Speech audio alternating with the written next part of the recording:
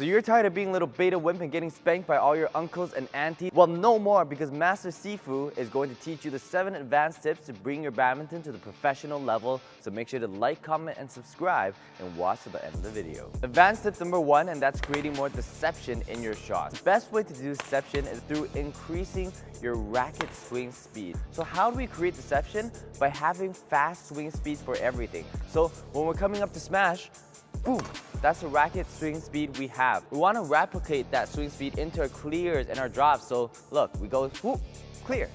We go whoop, drop. That way, they won't be able to tell what shot we're going to be hitting from our swing. And professional players or competitive players, they all predict shots based on how your swing looks like. So if you're able to keep your swing short and quick, then it'll be very hard for them to predict what shot you're going to hit.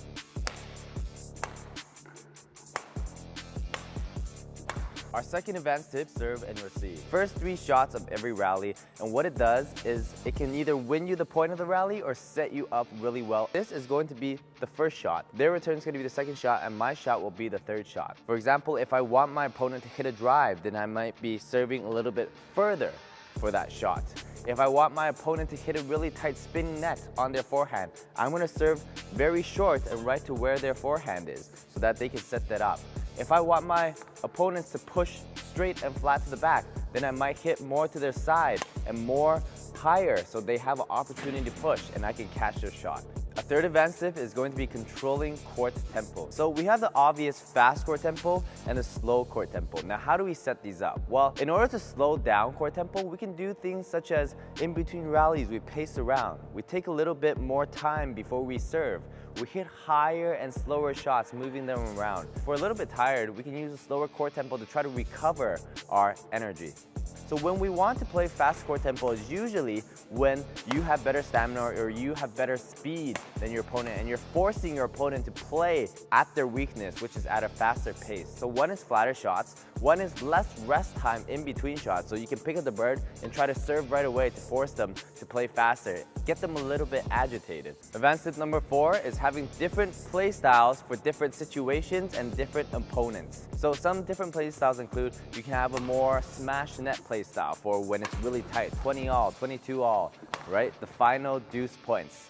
Some more neutral play styles can be a slower clear drop play style when you're in the beginning of the match. Advanced tip number 5 is going to be playing with more placement than power. The only weakness that people have at a higher level is moving around, getting out of balance. The only time you can make them make a mistake is when you're constantly pressuring them to be out of balance. So we want to focus more on placement, tap smashes, very to the side, very accurate, clears that are nice and to the back, drops that are nice and quick. It doesn't have to be tight, but nice and quick that moves them.